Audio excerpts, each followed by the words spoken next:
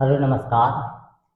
मैं रुद्रेश आप सभी का स्वागत करता हूं रुद्रेश मैथ्स क्लासेस के इस यूट्यूब चैनल पर, जिसमें आप लोग 12th क्लास से रिलेटेड जितना भी सिलेबस है वो सारा का सारा इस चैनल के माध्यम से कवर कर रहे हैं, जिसमें हमारे 2 लेक्चर्स कंप्लीट हो चुके हैं एनसीईआरटी किताब में जो दिए गए हैं या जो आप लोगों के सिलेबस में हैं।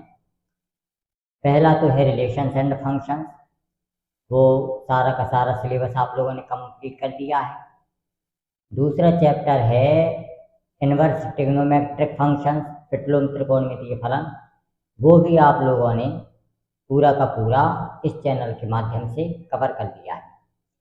आज का जो हमारा टॉपिक है वो है मैट्रिक्स सीरीज स्टार्ट होने जा रही है, जिसमें आज का जो हम चैप्टर है वो है बेसिकली मैट्रिक्स का रिप्रेजेंटेशन कैसे करते हैं हम,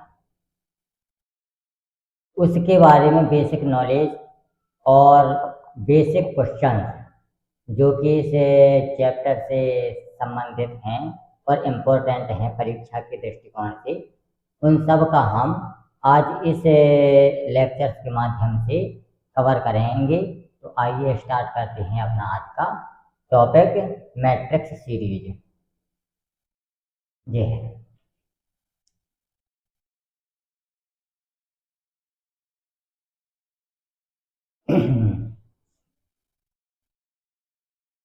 यहाँ पे मैट्रिक्स सीरीज में ये हम देखते हैं कि जो ये दिया गया है हमें A equal to A I G M cross N, तो यहाँ पे हम देखें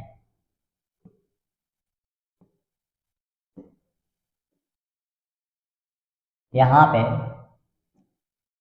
ये जो m क्रॉस n लिखा हुआ है हमारा, क्या लिखा हुआ है m cross n, m cross n जो लिखा है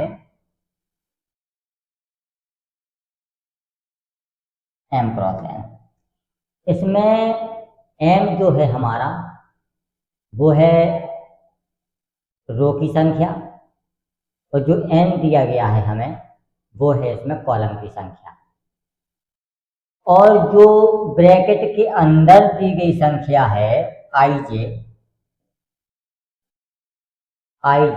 ये वाला, ये भी हमारा जो है आई जे, ये जो आई जे दिया गया है ये भी हमारा आई हमारा रिप्रेजेंट करता है रो को और ये हमारा रिप्रेजेंट करता है कॉलम को। तो अब इसमें अंतर क्या है कि जो m क्रॉस n बाहर लिखा हुआ है और जो आई जे अंदर लिखा हुआ है, उसमें अंतर केवल इतना है कि जो ब्रैकेट के अंदर लिखी हुई जो संख्या है रो और कॉलम, आई को रो कहते हैं, जे को कॉलम कहते हैं, तो वो हमारा रिप्रेजेंट करता है एलिमेंट को, कि कोई भी मैट्रिक्स है उसके अंदर कितने एलिमेंट हैं और वो एलिमेंट किस रो और किस कॉलम को रिप्रेजेंट करता है। बेसिकली इसका मतलब ये होता है कि ये जो ब्रैकेट के अंदर लिखा हुआ है आइए, ये एलिमेंट को रिप्रेजेंट करता है, जबकि ये जो बाहर m क्रॉस n लिखा हुआ है ये टोटल नंबर को रिप्रेजेंट करता है, टोटल नंबर को, कि इस मैट्रिक्स में हमारे कितने रो हैं और कितने कॉलम हैं टोटल, उसको हम अभी एग्जाम्पल्स के माध्यम से भी देखेंगे। तो जो आई जे है हमारा वो हमारा रिप्रेजेंट करता है एलिमेंट को, और जो m क्रॉस n है वो टोटल नंबर को रिप्रेजेंट करता है कि कितने रो हमारे हैं और कितने कॉलम हैं। अब जैसे मान लीजिए ये टोटल हमारा m लिखा हुआ है कि टोटल नंबर रो के m होंगे, तो जो i हमारा दिया गया है i रो को रिप्रेजेंट करता है, तो i हमारा, और किसी भी एलिमेंट में हमारा कोई भी मैट्रिक्स है उसमें कोई ना कोई एलिमेंट अवश्य होगा, चाहे वो जीरो ही क्यों ना हो, तो ऐसा नहीं है कि ये रो हमारी जीरो हो जाए या कॉलम हमारी जीरो हो जाए, ऐसा कभी नहीं होगा। कोई ना कोई एलिमेंट उस मैट्रिक्स में जरूर उपस्थित होगा, चाहे वो जीरो ही क्यों ना हो। अगर जीरो भी होगा तो एक एलिमेंट उसको काउंट करेंगे हम। तो जो आई का मान है हमारा वो 1 और m के बीच में रहेगा, आई का जो मान है, क्योंकि टोटल नंबर हमारा रो का m है, तो इससे ज्यादा आई नहीं जा सकता हमारा, इसके बराबर रहेगा। और एक एलिमेंट से कम नहीं हो सकता है किसी मैट्रिक्स में एलिमेंट, यह एक रहेगा। वही यहाँ पे लिखा हुआ है कि जो आई का मान है हमारा वो 1 और m के बीच में रहेगा। इसी तरीके से j का मान है कि वो हमारा 1 या n के बीच में रहेगा, क्योंकि टोटल कॉलम हमारे पास n है, तो n से ज्यादा एलिमेंट हो ही नहीं सकती और 1 से कम भी एलिमेंट नहीं हो सकता। इसीलिए इस चीज को हमने रिप्रेजेंट किया इस तरीके से। अब इसके माध्यम से हमें देखना है कि मैट्रिक्स को हम बनाते कैसे हैं। अब देखते हैं, मान लीजिए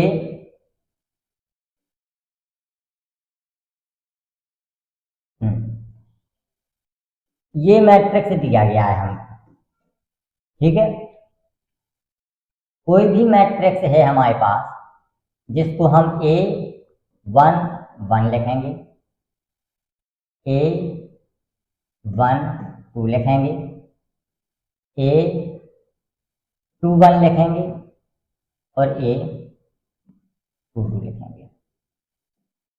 ये है हमारा, लिख दिया। तो अब हम इसमें देखें, सबसे पहले तो ये देखना है कि रो हमारा कौन होता है और कॉलम हमारा क्या है, ठीक है। तो इसके लिए हम देखते हैं,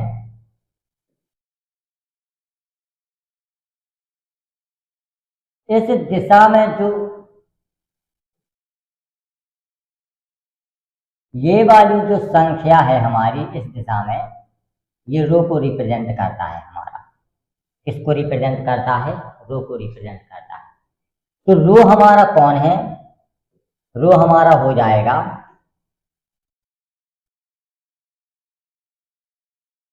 रो हमारी हो जाएगी ये वाली। रो कौन सी हो जाएगी? ये वाली। ये वाली हमारी रो हो जाएगी। हो जाएगी कि नहीं हो जाएगी? तो रो कितने दिए गए हैं इसमें? पहला और दूसरा। तो रो हमारा कितना दिया गया है? रो दिया गया है हमें 2। टोटल रो हमें कितने दिए गए हैं? 2 दिए गए हैं। तो वही हमने लिखा कि रो हमारे टोटल कितने हैं? 2 हैं। इसी तरीके से अब कॉलम की बारी आती है। कॉलम की बारी आती है तो कॉलम हम देखें, कॉलम हमारे रिप्रेजेंट करते हैं ये वाला, ये वाला, ये हमारे कॉलम है। तो कॉलम भी कितने हैं हमारे पास? 2 कॉलम। कितने हैं? 2 कॉलम है। तो यहाँ पे कॉलम के स्थान पर हम लिख देंगे 2, ठीक है। 2 कॉलम लिख दिया हमने। तो ये हमारे पास हो गए 2 कॉलम और 2 मैट्रिक्स, 2 रो और 2 कॉलम का एक मैट्रिक्स, जिसको हम कहते हैं कि 2x2 का ये मैट्रिक्स दिया गया है, ठीक है। तो ये जो नंबर है हमारा m क्रॉस n, ये हमारा रिप्रेजेंट करता है कि कितने रो हैं हमारे पास और कितने कॉलम हैं। कितने रो हैं और कितने कॉलम हैं। तो 2 रो और 2 कॉलम का हमारे मैट्रिक्स एक प्राप्त हो गया, टोटल नंबर हो गए। अब हम एक चीज और देखें कि जो ये m क्रॉस n संख्या लिखी हुई है, m क्रॉस n, इसी को हम कहते हैं ऑर्डर। इसी को क्या कहेंगे हम? ऑर्डर। यही हमारी ऑर्डर कहलाएगी, जिसको हम कोटि कहते हैं। तो लास्ट वाला जो m क्रॉस n है वो हमने समझ लिया कि m क्या है क्रॉस और n क्या है। m जो है हमारा टोटल नंबर ऑफ रोज हैं और n जो हमारा है वो टोटल नंबर ऑफ कॉलम है। अब हम देखते हैं कि जो ये AIJ लिखा हुआ है इसका क्या मतलब है। अब यहाँ पे देखो A11 लिखा हुआ है। A11 हमारा वन जो रिप्रेजेंट करता है वो करता है रो को, और J रिप्रेजेंट करता है हमारा कॉलम को। तब हम देखें कि 11 का मतलब होता है कि ऐसा एलिमेंट जिसका रो 1 है और कॉलम 1 है, रो 1 है और कॉलम 1 है, वो एलिमेंट हमारा ये हो जाएगा। रो 1 है और कॉलम भी 1 है। और दूसरा, अब जैसे 1 2 है हमारा, तो A12 का मतलब होता है कि ऐसा एलिमेंट जिसका रो 1 है। तो देखिए इसकी रो 1 है लेकिन कॉलम कौन सी है, इसकी 2 है, तो ये 1 2 हो गया हमारा। इसी तरीके से A21 का मतलब होता है कि एक ऐसा एलिमेंट जिसका रो तो 2 है लेकिन कॉलम 1 है। अब इसमें देखिए जो A21 एलिमेंट है ये दूसरे रो में है हमारा, लेकिन कॉलम कौन सी है, इसकी फर्स्ट है।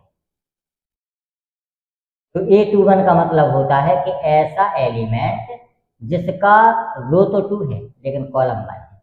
इसी तरीके से इसका है कि ऐसा एलिमेंट जिसका रो भी 2 है और कॉलम भी 2 है। तो देखिए ये दूसरे रो में प्रेजेंट है और दूसरे कॉलम में प्रेजेंट है। तो AIJ हमारा रिप्रेजेंट करता है एलिमेंट को, और M क्रॉस N रिप्रेजेंट करता है टोटल नंबर और कॉलम। ये इसका मतलब हुआ।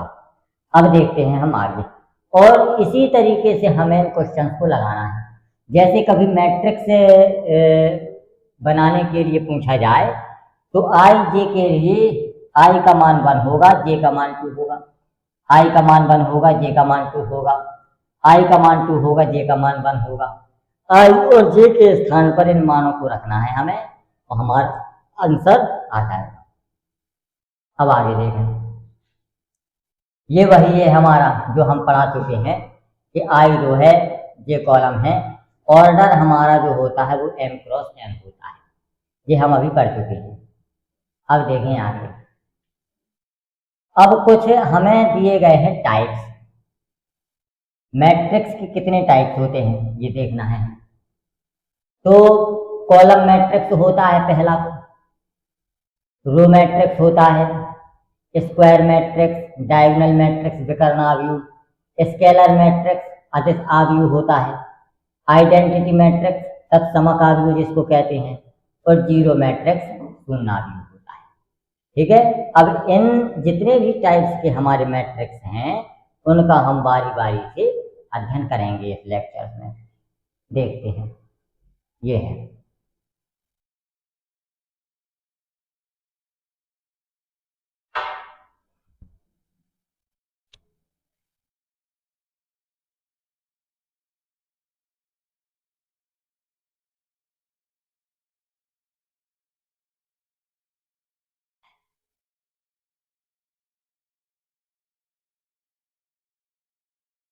यहाँ पे देखें कॉलम मैट्रिक्स।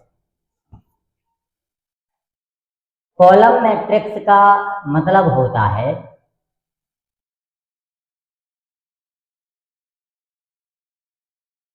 कॉलम मैट्रिक्स का मतलब होता है कि जिसमें कॉलम हमारी एक होती है और रो चाहे जितने भी हो, लेकिन कॉलम का मान हमारा 1 होता है। यही इसमें लिखा है कि I हमारा रो को रिप्रेजेंट करता है और J हमारा कॉलम को रिप्रेजेंट करता है। और ये जो नंबर है हमारा,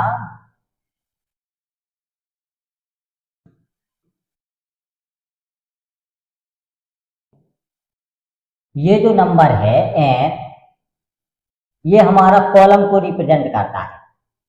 कॉलम को जब रिप्रेजेंट करता है तो हमने बताया कि कितने कॉलम होते हैं, ये हमारा टोटल नंबर ऑफ कॉलम को रिप्रेजेंट करता है।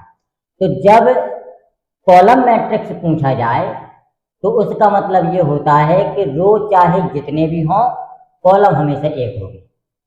तो जब कॉलम एक होगी तो इस n का मान कितना हो जाएगा हमारे पास 1, और m हमारा कुछ भी हो सकता है। तो उसकी ऑर्डर जो हो जाएगी m क्रॉस 1 में आ जाएगी। अब जब ये 1 है तो j का मान भी कितना हो जाएगा हमारे पास, क्योंकि ये भी हमारा कॉलम को रिप्रेजेंट करता है, तो ये भी हमारा 1 हो जाएगा। हो जाएगा कि नहीं हो जाएगा? वही इसमें लिखा हुआ है कि i का मान 1 से m तक हो सकता है, लेकिन j का मान 1 ही रहेगा और n का मान हमारा 1 हो जाएगा। इसी तरीके से रो मैट्रिक्स है। रो मैट्रिक्स में क्या है कि रो की संख्या ये है हमारी टोटल, तो ये वाला हमारा 1 हो जाएगा, m 1 हो जाएगा। और इसमें भी देखें कि रो की संख्या हमारे पास केवल i है, तो इसका मतलब ये है कि इस i का मान भी हमारे पास 1 हो जाएगा और j का मान हमारा बदलता रहेगा। j का मान कितना होगा? बदलता रहेगा। तो कॉलम मैट्रिक्स का मतलब होता है कि कॉलम की जो संख्या होगी वो 1 होगी और रो की संख्या हमारी चेंज होती रहेगी। और जो रो मैट्रिक्स है उसका सीधा सा सीधा मतलब होता है कि रो की संख्या हमारी 1 रहेगी और कॉलम की संख्या हमारी चेंज होती रहेगी। और कहाँ तक चेंज होगी? कॉलम का मान 1 से लेकर के n तक रहेगा और रो का मान भी हमारा 1 से लेकर के m तक रहेगा। इतना चेंज हो सकता है, बाकी ज़्यादा चेंज नहीं होगा। लेकिन जो मैट्रिक्स पूछा गया है, जैसे रो मैट्रिक्स है, तो रो की संख्या हमारी 1 रहेगी कांस्टेंट, और कॉलम मैट्रिक्स है तो कॉलम की संख्या 1 रहेगी। इतना इसमें याद रखना है। अब देखें हम आगे, ये है हमारे पास स्क्वायर मैट्रिक्स। स्क्वायर मैट्रिक्स, अब जैसे मान लीजिए हम मैथमेटिक्स में पढ़ते हैं कि स्क्वायर वो होता है जो हमारे लेंथ और ब्रेड्थ है, लंबाई और चौड़ाई दोनों आपस में बराबर होते हैं कि नहीं होते हैं। तो ऑर्डर जो हमारा दिया गया है, जैसे मान लीजिए ये दिया गया है, ये हमारा m क्रॉस n है, इसी से डिसाइड होता है हमारा कि मैट्रिक्स हमारा रो है, कॉलम है, ट्रायंगुलर है, मतलब वो है रेक्टेंगुलर है, कौन सा मैट्रिक्स है। तो यदि हम इसमें देखें कि स्क्वायर मैट्रिक्स के लिए m और n का दोनों का बराबर होना हमारा आवश्यक है, तब हम कहेंगे कि ये हमारा स्क्वायर मैट्रिक्स होगा।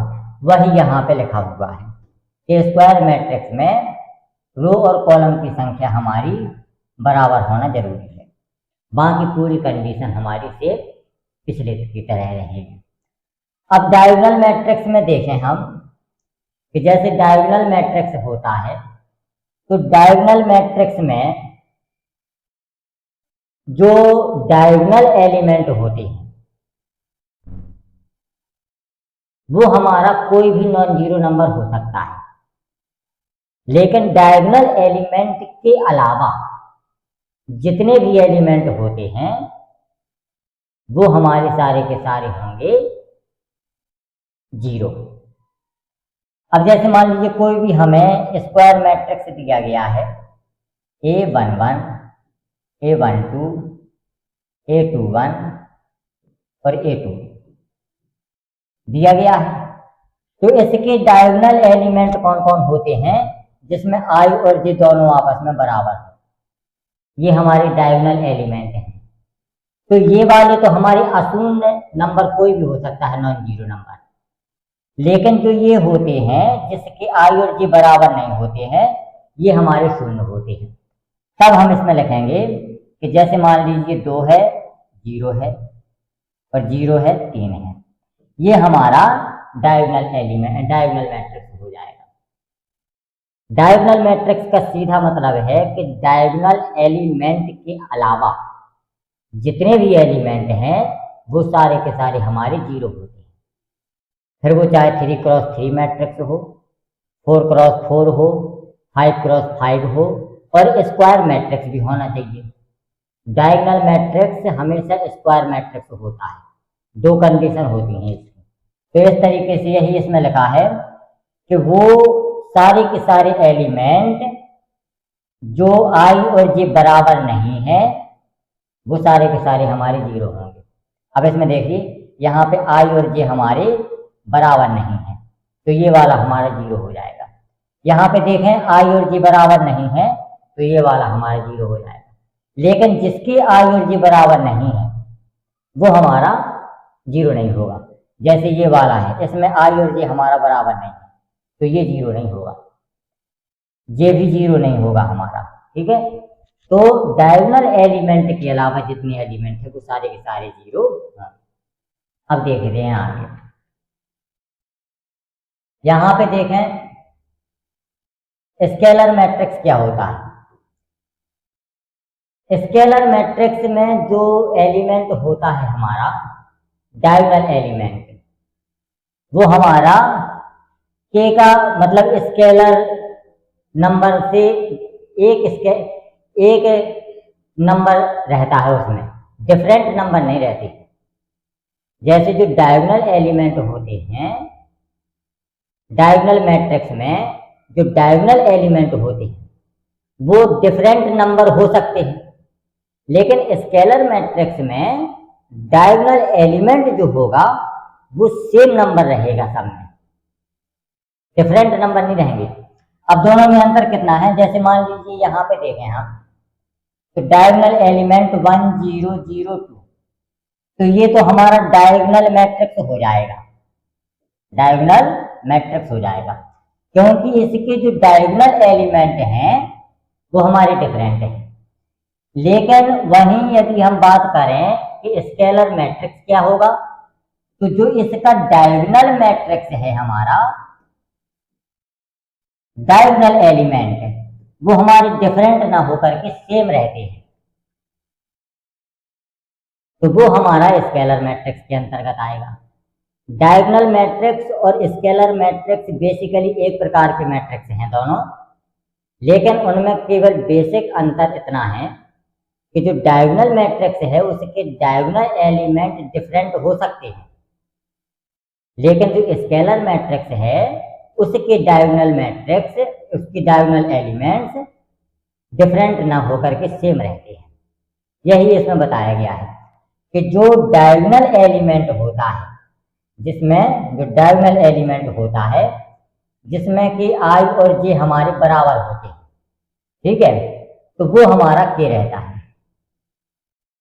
स्केलर मैट्रिक्स में क्या होता है कि सबसे पहली कंडीशन है कि वो हमारा स्क्वायर मैट्रिक्स होना चाहिए, m बराबर n, ठीक है, तो और स्क्वायर मैट्रिक्स होना चाहिए, और उसके जो डायगोनल एलिमेंट हैं हमारे वो हमारा एक नंबर को रिप्रेजेंट करना चाहिए, सेम नंबर को रिप्रेजेंट करेगा, और जो नॉन डायगोनल एलिमेंट हैं वो हमारे शून्य होने चाहिए।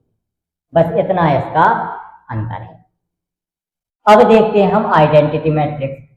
आइडेंटिटी मैट्रिक्स भी हमारा एक प्रकार का डायगोनल मैट्रिक्स ही होता है।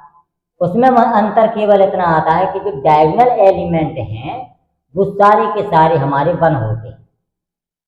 आइडेंटिटी मैट्रिक्स में जो डायगोनल एलिमेंट हैं वो सारे के सारे हमारे वन रहेंगे और नॉन डायगोनल एलिमेंट हमारे शून्य रहेंगे। यहाँ पे वही लिखा है कि इसका मतलब होता है कि नॉन डायगोनल एलिमेंट जो आई और जे बराबर ना हो वो हमारे सारे के सारे शून्य रहेंगे, और जो हमारा आई बराबर जे मतलब डायगोनल एलिमेंट है वो केवल नंबर एक रहेगी। जैसे एग्जाम्पल में देखें, यहाँ पे देखें हम 3 क्रॉस 3 मैट्रिक्स है, यहाँ पे 1 रहेगा, 0 रहेगा, 0 रहेगा, 0 1 0 रहेगा, 0 0 और 1। तो देखें यहाँ पे ये डायगोनल एलिमेंट है हमारा, ये डायगोनल एलिमेंट है और ये डायगोनल एलिमेंट है, ये सारे के सारे हमारे 1 हैं कि नहीं है, और नॉन डायगोनल एलिमेंट हमारे सारे के सारे 0 हैं। ये इसका मतलब होता है। अब आगे देखें,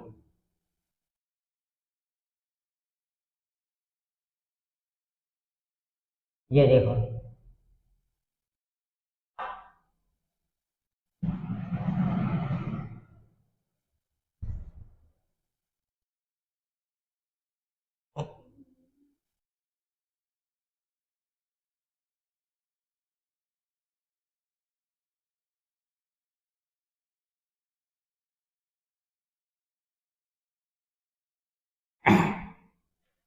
यहाँ पे देखें जीरो मैट्रिक्स, जितने भी एलिमेंट हैं हमारे, इसका मतलब जो होता है I is not equal to जे का, कि ये नॉन डायगोनल एलिमेंट है, और आई इक्वल टू जे का मतलब होता है कि ये डायगोनल एलिमेंट है। और इसमें बताया गया है कि चाहे नॉन डायगोनल हो या डायगोनल एलिमेंट हो, सारे के सारे एलिमेंट हमारे शून्य होते हैं, वो हमारा जीरो मैट्रिक्स होगा। अब देखें इक्वलिटी ऑफ मैट्रिक्स, आव्यूहों की समानता, आव्यूहों की समानता। जैसे मान लीजिए हमें दो मैट्रिक्स दिए गए हैं ए और बी, उसमें इसकी जो कोटि है हमारी ऑर्डर, वो है हमारा m क्रॉस n, और इसका ऑर्डर हमारा है p क्रॉस q। ठीक है, तो हमारा जो a इक्वल टू b है, उसकी जो निम्न कंडीशन है वो ये है कि इनकी कोटि जो ऑर्डर है वो हमारा सेम होना चाहिए।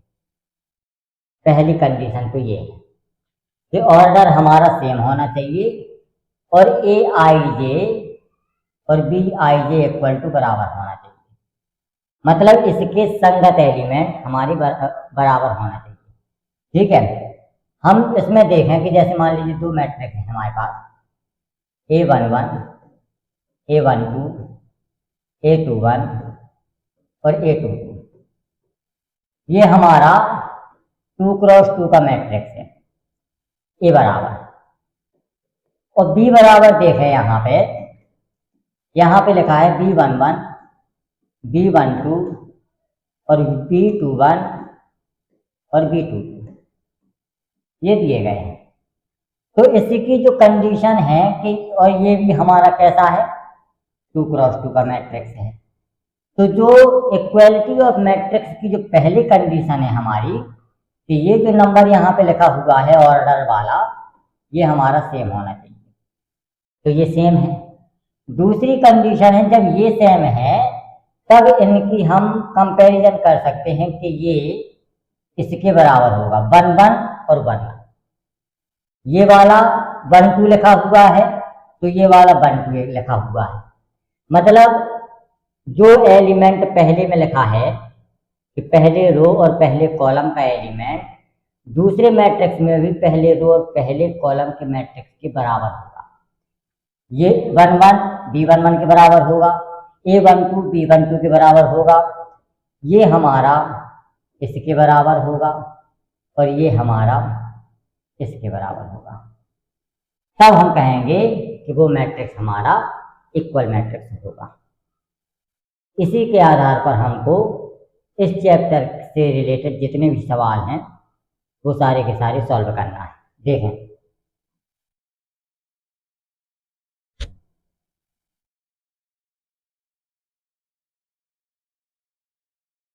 अब देखें ये क्वेश्चन हम, ठीक है, ये क्वेश्चन हम देखते हैं।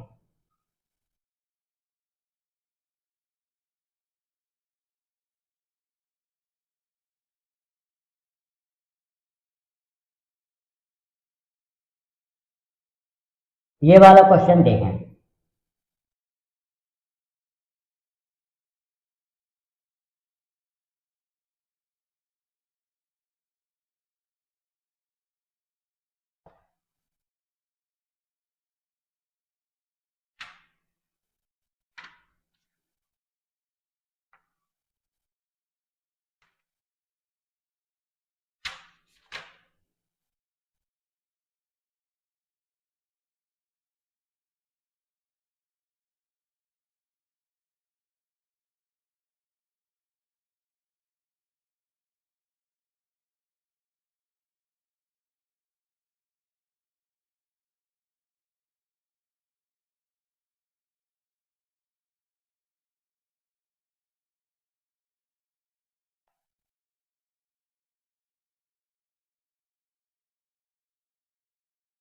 अब हमें देखना है ये सवाल,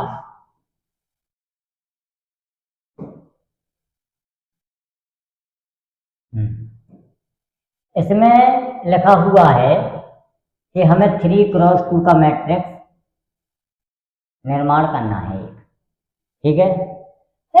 3x2 का, तो इसका मतलब ये होता है कि 3 हमारे रो हो जाएंगे और 2 हमारे कॉलम हो जाएंगे। कितना हो जाएगा? 3 रो हो जाएंगे और 2 हमारा कॉलम हो जाएगा। तो हम देखते हैं कि मैट्रिक्स हमारा कैसे बनेगा। हमने मान लिया कोई भी मैट्रिक्स हमें ए बनाना है और इस तरीके से बनेगा कि कॉलम तो हमारे 2 हैं, ठीक है। तो ए 1 रहेगा, ए 1 2 रहेगा। अब जब कॉलम हमारे 2 हैं तो 2 से ज्यादा तो हम बढ़ नहीं बढ़ पाएंगे। जे का मान 2 से ज्यादा नहीं होगा हमारा, ठीक है। अब हम लिखें यहाँ पे 2 1 और 2 2। जे का मान हमारा 2 से ज्यादा नहीं होगा। फिर लिखें हम ए 3 1 और ए 3 2। ये हमारा बेसिक मैट्रिक्स आ गया कि नहीं आ गया? हाँ। और ये जो हमें दिया गया है, ये 3x2 का मैट्रिक्स दिया गया है, जिसमें 3 रो है हमारे और 2 कॉलम है। तो कॉलम की संख्या हमारी 2 से ज्यादा नहीं आ सकती है। जे का मान हमारा 1 और 2 के बीच में रहेगा और आई का जो मान है वो 1 और 3 तक रहेगा, 1 से लेकर 3 तक। तो ये हमारा बन गया। अब हमें इसमें देखना है कि जब हम इसमें आई के स्थान पर 1 रखेंगे और जे के स्थान पर हम 1 रखेंगे, तो जब हमने 1 रखा यहाँ पे, 1 माइनस का जे का मान 1 रखा, 1 - 3 माइनस का 2 होगा, जो कि मॉड में लिखा हुआ है। तो मॉड में -2 का मतलब होता है +2 और 2 से 2 कैंसिल हो गया, हमारा 1 आ गया। आ गया कि नहीं आ गया? और जैसे मान लीजिए अगर देखना भी है, हम देखें 1/2 है यहाँ पे, मॉड्यूलस है, आई के स्थान पर हम 1 रखें, -3 और जे के स्थान पर भी हम 1 रखें और मॉड लगा दें, तो यहाँ पे आ जाएगा 1/2 और यहाँ पे आ जाएगा, जब इसको सॉल्व करेंगे, -2। और मॉड से बाहर जब संख्या आएगी तो प्लस में आ जाएगी 2/2, 2 से 2 कैंसिल होकर के हमारा 1 आ गया। आ गया। इस तरीके से सारे के सारे एलिमेंट हमें इसमें फाइंड आउट करना है। तो अब देखते हैं हम आगे।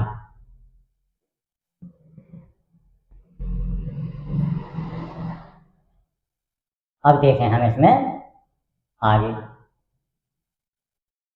हाँ, अब हम देखें A12 का मान, तो I के स्थान पर 1 और J के स्थान पर 2 रखना है हमें। तो 1 रखा, -6 हुआ, तो -5 हुआ, और जब मॉड के बाहर आएगा तो माइनस का प्लस हो जाएगा, ये नंबर आ जाएगा हमारे पास 5/2। दूसरा एलिमेंट हो गया। अब हमें 2 1 का मान निकालना है, तो I के स्थान पर 2 और J के स्थान पर 1 रखना है हमें। तो 2 - 3 -1 हो गया, जो कि मॉड के बाहर आएगा तो 1/2 हो जाएगा। इसी तरीके से 2 2 का मान रखना है, 2 रखा, -6 हुआ, -4 और 4/2 हो जाएगा, तो यहाँ पे 2 आ जाएगा। 3 1 रखना है, तो 3 - 3 0 हो जाएगा, ये 0 हो जाएगा। 3 रखा यहाँ पे, तो 3 -6 -3/2, तो यहाँ पे 3/2। ये हमारा 3x2 का मैट्रिक्स आ गया।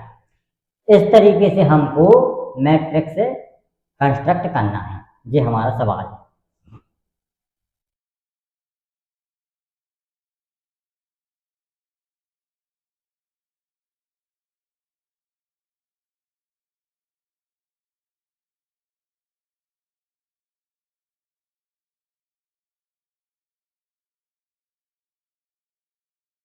अब देखें आगे का।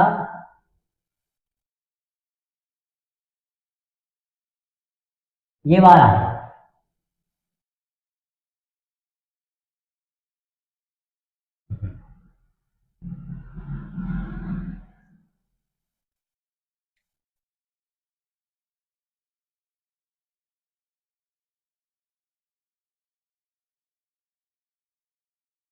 यहाँ पे हमें ऑर्डर फाइंड आउट करना है।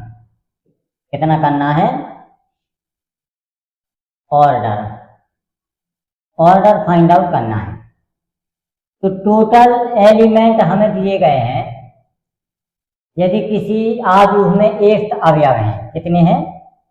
8 एलिमेंट है। तो इसकी संभव कोटियां क्या हो सकती हैं? कोटियों की संभावना देखना है हमें। पहली बात तो हमारा जो रो है या कॉलम है वो वन से नीचे तो होगा नहीं। तो पहला यदि हम 1 क्रॉस 8 लिख सकते हैं, इसमें पहली कोटि आ गई। जब पहला आ गया तो दूसरा हम 8 क्रॉस 1 भी लिख सकते हैं। भाई रो हमारा एक हो सकता है, एक से नीचे नहीं हो सकता है, तो ये भी हमारा एक से, कॉलम भी हमारा एक से नीचे नहीं हो सकता है। दो हो गए। अब हम देखें कि 2/4 का मैट्रिक्स हो जाएगा, तो 4/2 का मैट्रिक्स हो जाएगा। अब 3/8 का नहीं होगा, 3/8 का नहीं होगा, 4 का हो जाएगा, 5 का नहीं होगा, 6 का नहीं होगा, 7 का नहीं होगा और 8 का नहीं होगा ना। तब हमारे जो है ऑर्डर हमें 4 प्रकार के प्राप्त हो गए। ये हमारा आंसर हो जाएगा। कोटियां क्या क्या हो सकती हैं? 1 8 8 1 2 4 4 2, इतनी हमारी कोटियां हो सकती हैं।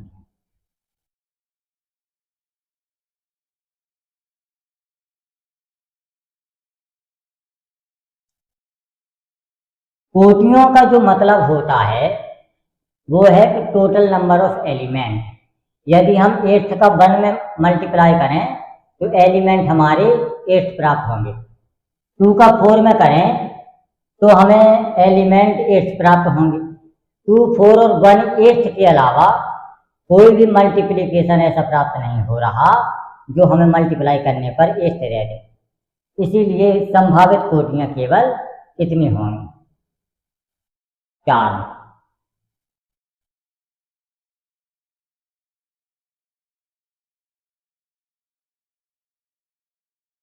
अगला देखें। इसी तरीके से ये सारे सवाल लगना है।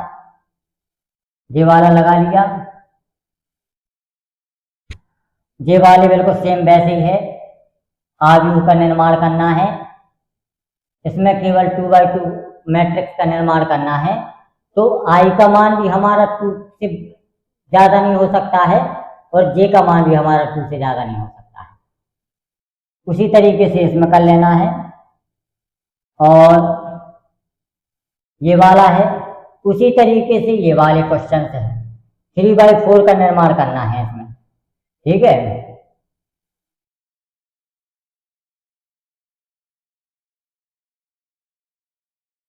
इसको देख लेते हैं हम। इसमें 3/4 का निर्माण करना है। पहला क्वेश्चन देखें कि जैसे मान लीजिए हमें ए दिया गया है। अब हमें इसमें देखना है कि मैट्रिक्स दिया गया है आई जे, तो आई का मान हमारा 3 से ज़्यादा नहीं हो सकता है और जे का मान हमारा 4 से ज़्यादा नहीं हो सकता है। तो यहाँ पे हम देखें A11, A12, A13 और A14। 4 से ज़्यादा हमारा आई का मान नहीं हो सकता, जे का मान नहीं हो सकता है, और ए का मान 3 से ज़्यादा। तो A21 देखें हम, A22, A23, A24, इतना आ गया। 4 से ज़्यादा नहीं हो सकता है जे का मान। फिर A31, A32, A33, A34 और आई का मान हमारा 3 से ज़्यादा नहीं हो सकता है। तो इस तरीके का जो मैट्रिक्स हमें प्राप्त होगा वो 3/4 का मैट्रिक्स प्राप्त हो जाएगा।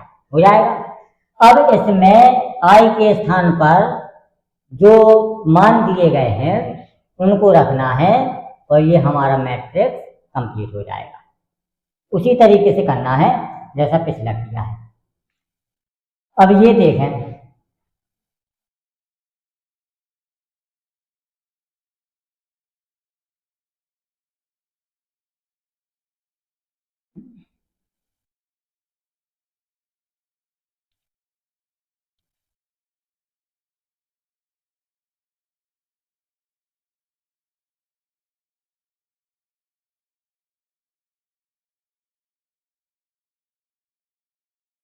अब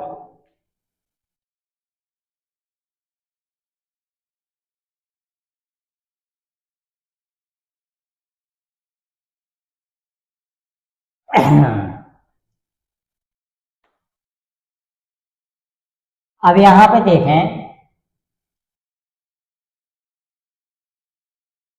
जो ये वाला मैट्रिक्स दिया गया है हमें, ये वाला, ये 3x3 का मैट्रिक्स दिया गया है, और ये वाला भी हमारा 3x3 का मैट्रिक्स दिया गया है।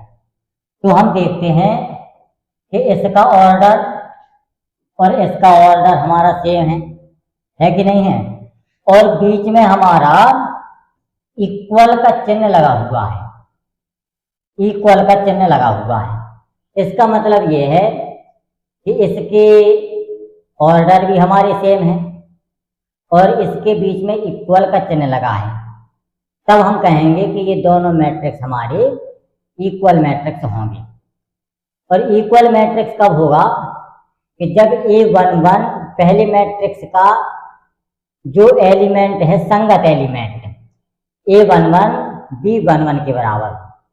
जैसे मान लीजिए ये वाला एलिमेंट इसके बराबर होगा, ये वाला एलिमेंट इसके बराबर होगा, और ये वाला एलिमेंट इसके बराबर होगा, तब हम कहेंगे कि ये हमारी इक्वल मैट्रिक्स होंगे। अब देखें हम सवाल, यहां से हम कहेंगे both the matrix are equal matrix. यहां पे लिखते हैं both the matrix are equal matrix. दोनों मैट्रिक्स हमारे कैसे हैं? इक्वल मैट्रिक्स हैं।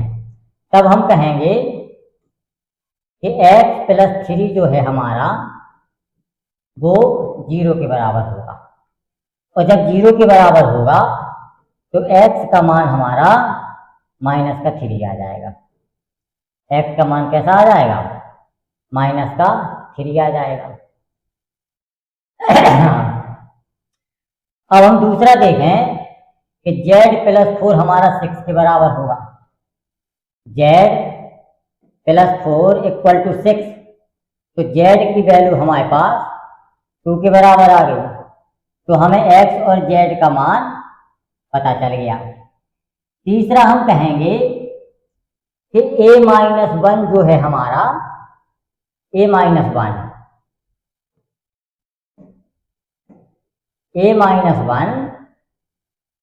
हमारा -3 के बराबर होगा, a-1। तो यहाँ पे लिखेंगे a-1 = -3, तो a = कितना हो जाएगा? -2। तो ये हमारा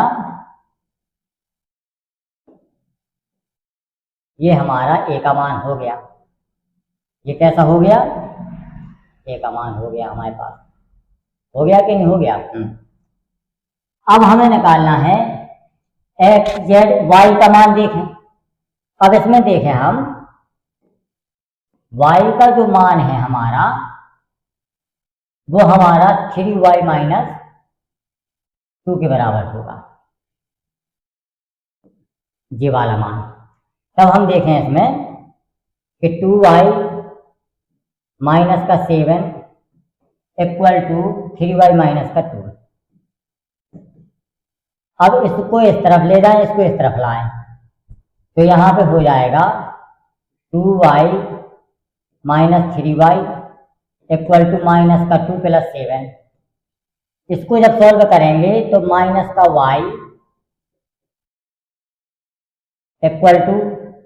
+5, तो y का जो मान आएगा वो -5 हो जाएगा। y का मान -5 हो जाएगा।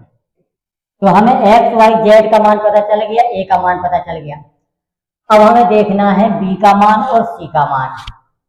ठीक है, b का मान और c का मान। तो हम यहां से देखेंगे कि जो C का मान है हमारा,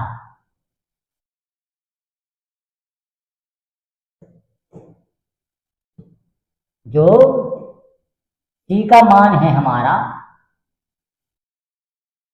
वो हमारा 0 के बराबर होगा।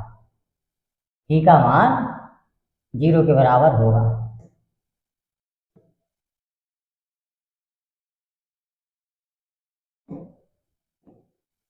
C का मान 0 के बराबर होगा। और जब यहां से निकालेंगे हम मान, तो यहां पे देखेंगे 2C + 2 बराबर 0, तो C का मान हमारा -1 आ जाएगा। C का मान कितना आ जाएगा? -1 आ जाएगा। अब हमें निकालना है B का मान। तो जब हम B का मान निकालेंगे, B का मान हमारा 2B + 4 के बराबर होगा। 2B + 4 के बराबर होगा। तब हम देखते हैं इसको।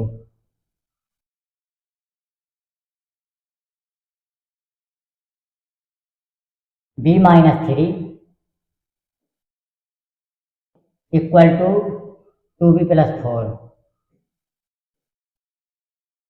इसको यहाँ पे ले जाएंगे तो B - 2B = 4 + 3। तो यहाँ पे जो मान आएगा वो B बराबर -7 हो जाएगा। जब B बराबर -7 हो जाएगा तो ये हमारा B का मान आ गया। हमें ABCXYZ 6 मान पता चल गए। इस प्रकार के क्वेश्चन को इस तरीके से हम सॉल्व करेंगे।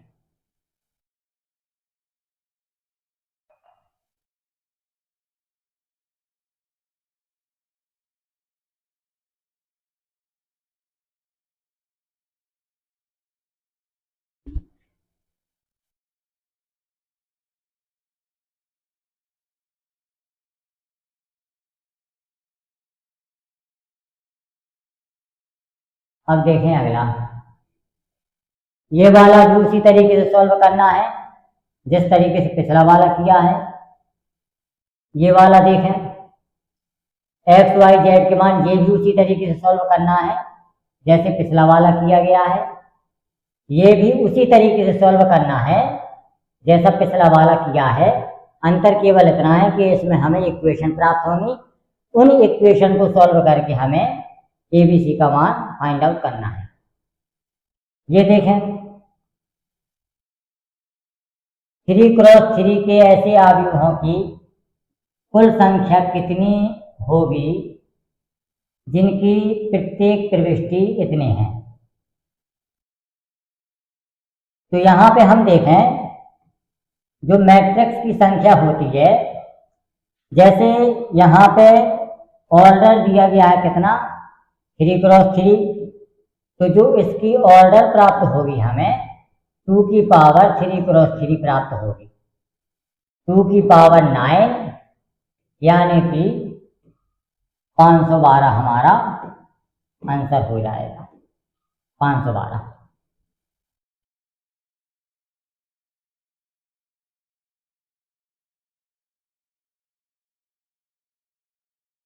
आगे देखें, ये वाला देखें, इसमें लिखा है जब हमारा ये स्क्वायर मैट्रिक्स है, तो स्क्वायर मैट्रिक्स की हमने कंडीशन बताई कि उसका ऑर्डर जो हमें प्राप्त होगा वो कोई भी स्क्वायर नंबर प्राप्त होगा स्क्वायर मैट्रिक्स में, और वो तभी होगा जब m और n हमारे आपस में बराबर होंगे। और आपस में बराबर केवल इस ऑप्शन में है, यही हमारा आंसर हो जाएगा। ठीक है, आगे देखें। बस आज का जो हमारा लेक्चर है वो ख़त्म होता है, और आगे का जो लेक्चर है वो अगला लेक्चर से स्टार्ट किया जाएगा, जिसमें आगे के कॉन्सेप्ट और आगे के सवालों का अध्ययन किया जाएगा। इसकी जो एक्सरसाइज जो एग्जाम्पल्स हैं उसमें इसी टाइप के क्वेश्चंस थे जो कि आज समाप्त हुए। धन्यवाद।